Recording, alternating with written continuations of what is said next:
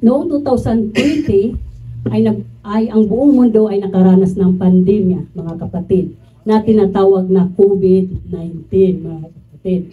Ito ay nag-umpisa sa Wuhan, China noong December 2019. Ito ay virus na contagious o nakakahawa sa mga nagtatrabaho sa ospital. Tulad ng mga nurse, mga kapatid, ay alam na alam nila ito, mga kapatid. Ang virus ay nakakahawa kung nahawaan ka na. At nakakahawa lamang, mga kapatid, kung ikaw ay nakikisalamuha sa kanila. Huwag kayong mag-alala, mga kapatid. Ang ating mapag-aralan sa umagang ito ay nakakahawa lang, mga kapatid, o contagious, na hindi ito sakit, mga kapatid. Ay tungkol ito sa pananampalatayang lumalakad sa kalooban ng Panginoong Hesus. Hindi, mga kapatid, tanungin mo ang sarili mo, mga kapatid, nakakahawa ka ba? Praise the Lord.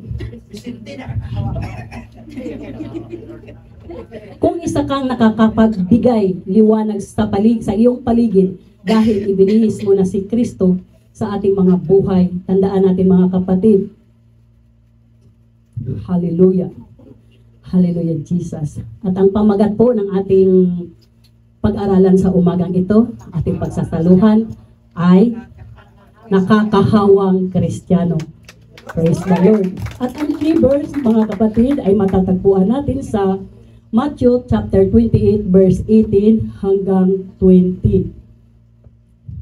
At lumapit si Jesus sa kanila at sila'y kanyang kinausap na sinabi, ang lahat ng kapamahalaan sa langit at sa ibabaw ng lupa ay naibigay na sa akin. Dahil dito magsiyaon nga kayo at gawin ninyong mga alagad ang lahat ng mga bansa na sila'y inyong bautismuhan sa pangalan ng Ama at ng Anak at ng Espiritu Santo. Na ituro ninyo sa kanila na kanilang ganapin ang lahat ng mga bagay na inuutos ko sa inyo. At narito, ako'y sumasa inyo palagi hanggang sa katapusan ng sanlibutan. Amen, mga kapatid. Praise the Lord. Nandiyan pa ba kayo, mga kapatid? Makinig lang po tayo ng mabuti.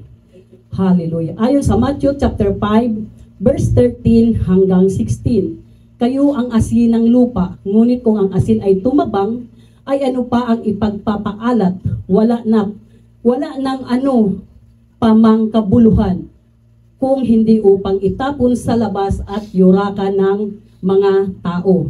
Kayo ang ilaw ng sanlibutan, ang isang bayan na natatayo sa ibabaw ng isang bundok ay hindi maitatayo. Hindi ay maitatago. Hindi rin nga pinaniningasan ang isang ilawan at ilagay sa ilalim ng isang takalan, kundi sa talagang lalagyan ng ilaw at lumiliwanag sa lahat ng nangasa bahay. Lumiliwanag na gayon ang iyong ilaw sa harap ng mga tao upang makita nila ang iyong mabubuting gawa at kanilang luwalhatiin ang iyong Ama na nasa langit. Amen po ba, mga kapatid? Una, paano tayo matatawag na Kristiyanong nakakahawa? Paano nga ba, mga kapatid? Matatawag kang isang nakakahawa kung nahawaan ka na. Infected at hindi infected, mga kapatid. Una, infected na sa salita ng Diyos. Ayon sa Romans chapter 10, verse 14 hanggang 15. Excuse me.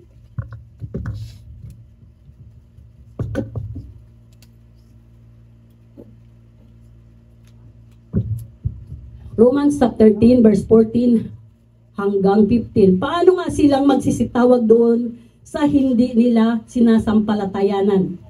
At paano silang magsisampalataya sa kanila na hindi nila napakinggan?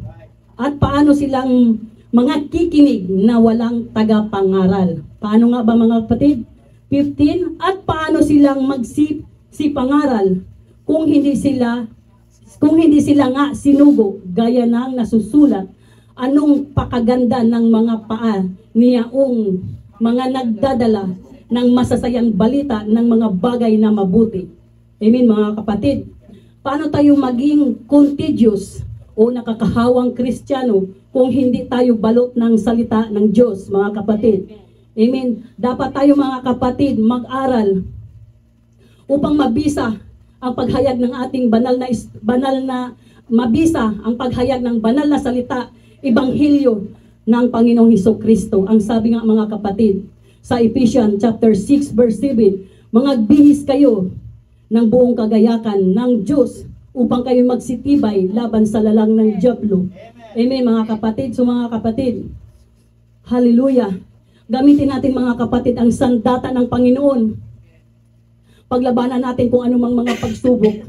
Hallelujah. Hallelujah. Tulad ko mga kapatid, sinusubok talaga ako. 3 linggo pa. Dahil sa, yun talaga yung kahinaan ko pag dumating yung red time. 3 linggo na po akong, hindi nyo mararamdaman kasi yung iba hindi naman naranasan. So mga kapatid, kailangan natin magpakatibay sa ating pananampalataya kasi ang kalaban, ang dyablo, ang taning nandyan lang yan. Nag-aabang kung saan ka mahina, titirahin ka mga kapatid. Yun ang pakana ng kalaban. Hindi natin minsan ginagamit pa yung kapatiran natin.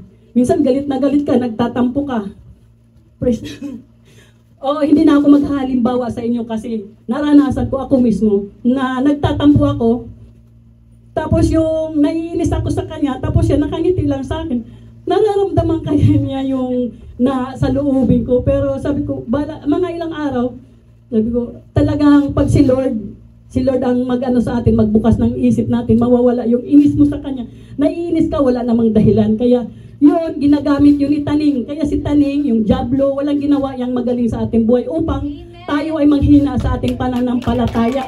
Siya yun ang ginagawa yan ng kalaban natin. Yan ang mga pakana ng dyablo, mga kapatid, upang tayo ay manghina sa ating pananampalataya. Gamitin pa yung katabi mo, yung kaibigan mo. Yun talang madikit sa'yo. Yun yung mga kapatid. Hallelujah. Sinubo. Kaya sorry pastor. Sorry pastor kasi minsan matigas din ang ulo ko. Pinipilit ko yung sarili ko na ako ang masusunod. Kaya ko itong mag-isa. Pero talagang inaano ni Lord na hindi mo kayang mag-isa. Masasaktan ka lang. Kaya wag mo nating pilitin.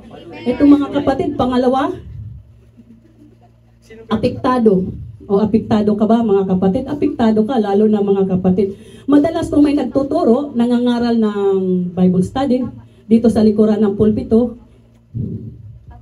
sumasabay ka sa pagsasalita, dahil apektado ka sa ipinangaral na naghayag ng salita ng Diyos mga kapatid, sa lingkod ng Panginoon.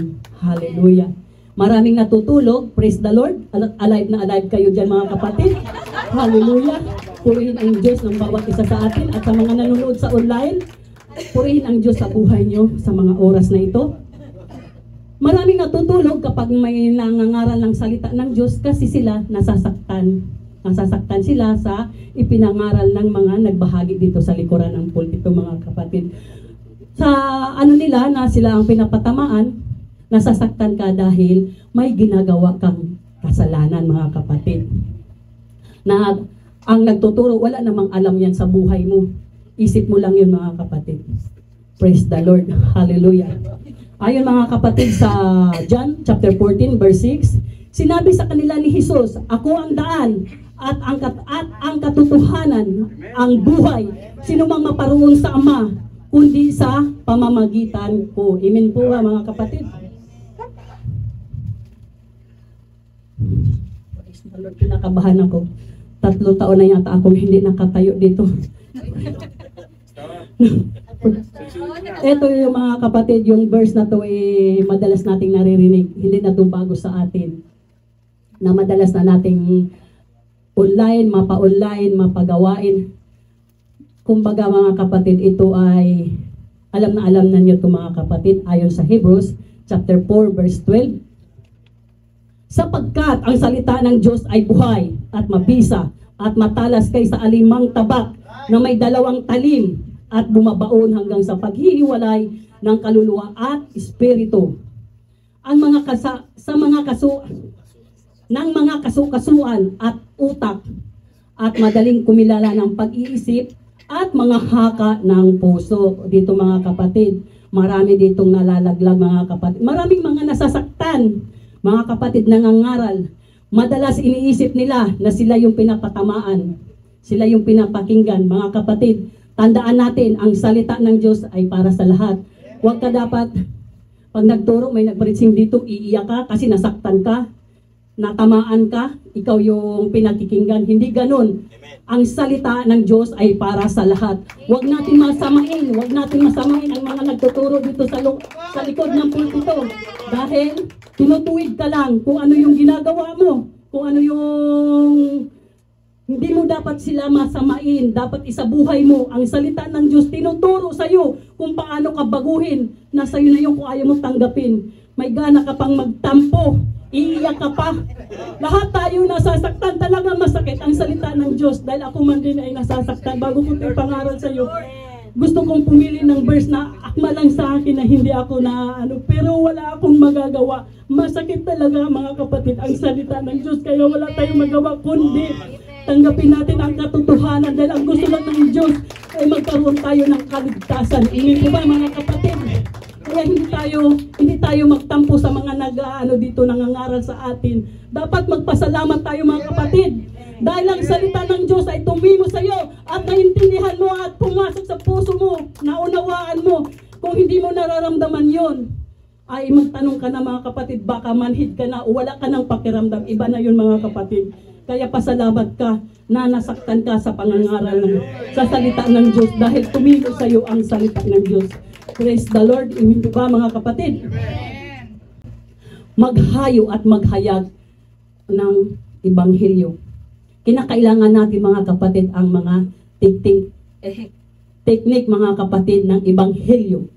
Una, process-oriented evangelism. Kinakailangan kumatok tayo sa proseso na kinakailangan nating magtiyaga para mapapayag natin o madala natin ang ating mga prospect, mga target na tao na kailangan natin madala sa bahay panambahan. Pangalawa, time-oriented.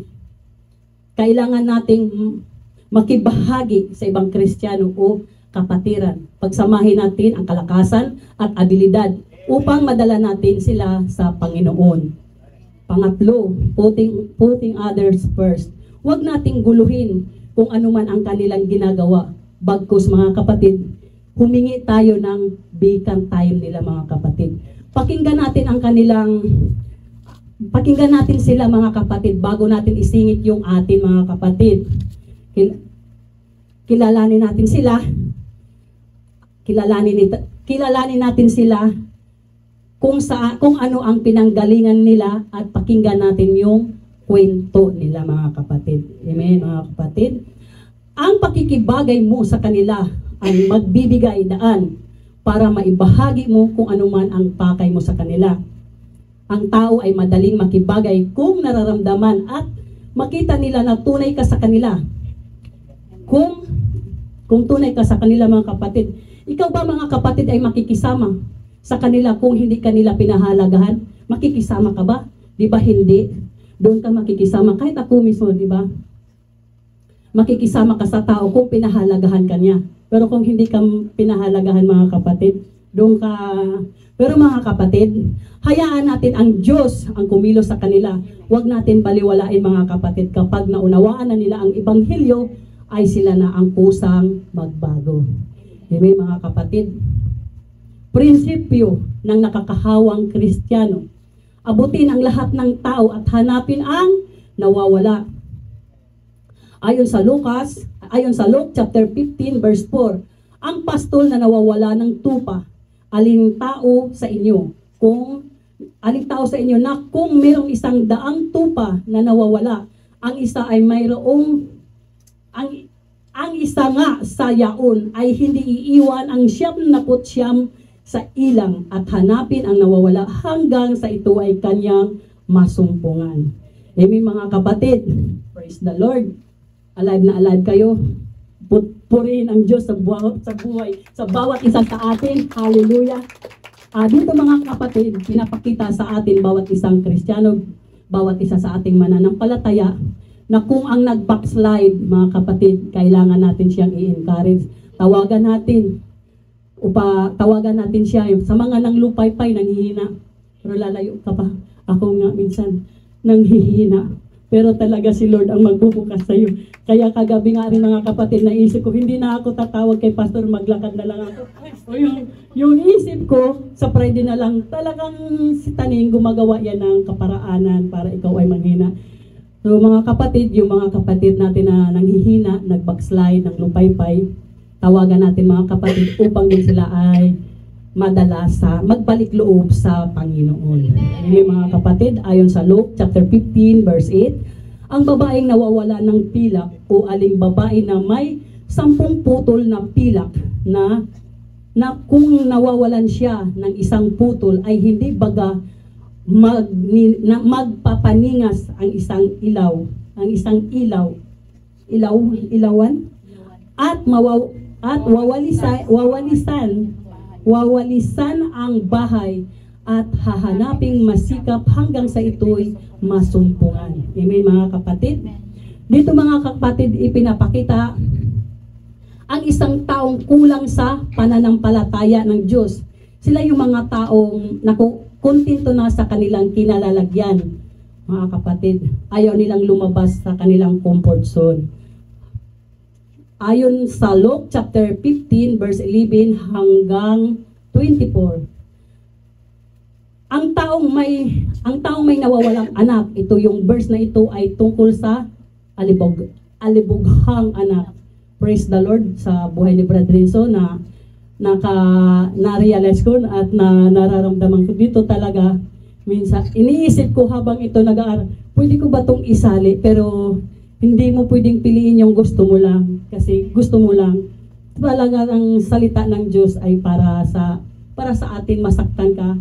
Yung alibughang anak na to, parang hindi ko na ihalimbawa sa inyo. Sa akin talaga to. Parang Jonas na tago ka ng tago. Kung talagang gagamitin ka, tatawagin ka, wala kang magagawa. Itong alibughang, rebelde ako, makasalanan lahat ng ginawa ko. Pati tatay ko, napagtanto ko, tatay ko noon na panay kasi sumbong yung lola ko sa akin. Sumbong sa tatay ko, sa inis ko, bata pa naman ako noon, grade 5, bata pa ako. Binaril ko siya ng airgun, nakatalon sa bintana. At nahuli naman ako kasi tumakbo ako doon sa palaya namin dahil yung lupa hindi naman patak, nadapa ako, pinasok ako ng sako dahil nga sa katigasan ng ulo. Sa katigasan ng ulo ko, pinausukan niya ako. Ayan pa, praise the Lord, nandyan yata yung kapatid ko. Pinausukan ako. Sabi ng nanay ko, Erling, buksan mo na yung bata, mamamatay na. Tapos nung binuksan, sabi ng tatay ko, sabi ko pa, nagdrama pa ako, bakit hindi mo pa ako pinatay? Sana pinatay mo. Hanggang ngayon, madrama pa rin ako. Praise the Lord. Masyado naman kayong seryoso mga kapatid. O ayan, yung kapatid ko nanonood yung si Georgia, kapatid ko yan. Sis, sorry, kasi bata pa ako noon, hindi ko pa alam. Alam ko, inano ko lang to, lubos-lubusin ko ng mga kapatid kasi pagkakataon ko na to. Hallelujah, baka hindi na maulit. Yung kapatid ko na yon, dahil sinasabi nila, mga tao doon, mga kapitbahay, walang ginagawa sila kundi puro pagpupuri sa kanya, puro maganda, mabait, maputi, matalino. Bakit yung dang na yun, pangit-pangit, bakit hindi pa yan pinatay? Ganun kasi, sa bahay nga daw ako. Lahat ng makita ko, kinukuha ko, ninanakaw ko yun. Nung hindi ko pa kilala si Lord. Tapos yung kapatid ko, sabi ko sa kanya, mamatay ka na, hindi kita kailangan, ayaw kong makita ang mukha mo. Nag-iisip ako ng hindi maganda sa kanya kasi gusto ko siya mamatay na para masulo na ako ng nanay ko na ako na ang bida kasi ayaw ko nang may kaagaw kasi siya laging nakikita.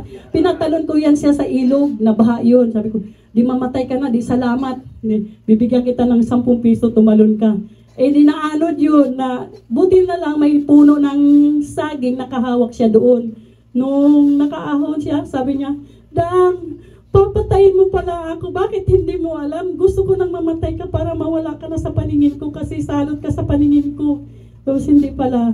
Tapos bumawi ako nung bandang huli. Kinuha ko siya, tinulungan ko siya. Kaya salamat sa Panginoon. Guminhawa na ang buhay nila. Natulungan ko siya. Nagkaroon na nakatapos na yung mga anak niya. Yung alibughang anak, yung rebelde ngayon, iba na yung dating sa akin kasi nakatulong na ako. Kaya salamat sa Diyos lagi ang papuri, mga kapatid. Kaya may mga kapatiran din, napunta na tayo doon. May mga kapatiran din na nag-iwan sa church, pero alam nila ang daan pabalik, mga kapatid. Umalis sila dahil alam nila ang ginawa nilang hindi maganda, mga kapatid. Pero tayo, na kilala natin ang Panginoon, yung umalis, bumalik sila, dapat ang gawin natin, mag-repent, magsisi sa ating mga nagawang mga pagkakamali dahil hindi pa huli ang lahat. Si Lord, maunawain si Lord, kaya naman niya ay papatawarin niya tayo kung tayo ay lumapit at magpakumbaba sa kanyang mga kapatid. Paano mag-reach out o magbahagi ng faith, mga kapatid? Ayon sa John chapter 13 verse 34. Isang bagong utos ang sa inyo'y binigay ko, na kayo'y mangag-ibigan sa isa't isa. Paanong iniibig kayo sa pamamagitan naman ng isa't isa, mga kapatid? Parang sapul talaga ako dito, mga kapatid, hindi ko na maihalimbaw. Paano mga ibigin yung isa? Paano ko ibigin yung kaaway ko, mga kapatid? Pero mga kapatid, tumingin na lang kayo, mga kapatid, sa positive, huwag sa negative. Kasi ako rin, mga kapatid, ay hindi perfecto, mga kapatid. Ayon sa John chapter 13 verse 34, isang bagong, ayon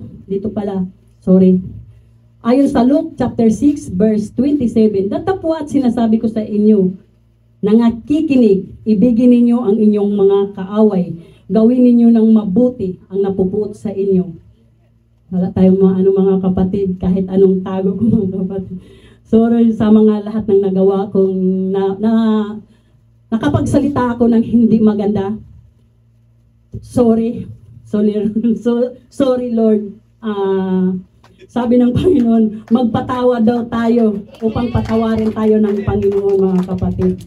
Amen, mga kapatid. Ayon sa 2 King chapter 7 verse 9, nang magkagayoy